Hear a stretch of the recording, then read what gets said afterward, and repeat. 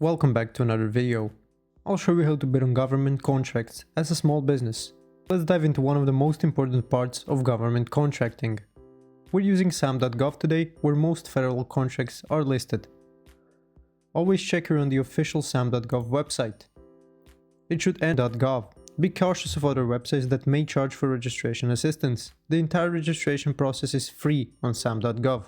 Let's start by navigating to the main site. Once you're there, you can start searching for contracts. You can either search with your NAICS codes for specific industries or use general keywords. For example, if you're in trucking, you'd look up code 484 for all truck transport contracts. Keep in mind that sam.gov isn't the best search engine, so it can take a few tries to narrow down your results.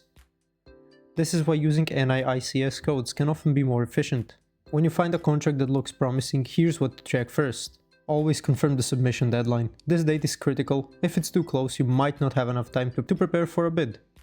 Next, see if the contract is set aside for specific businesses, like small businesses, women-owned businesses, or veteran-owned businesses.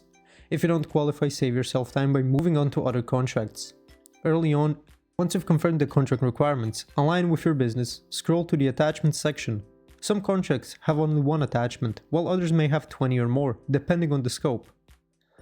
Look for the Statement of Work or Performance Work Statement document. This provides an overview of the contract requirements and tasks involved. To determine if the contract is feasible, check your inventory. As you go through the details, always keep track of set-asides and due dates. I recommend double-checking any special requirements so you don't waste time on ineligible contracts. Also, when subcontracting, share equipment specifics with your partners like weights, dimensions, and transport needs.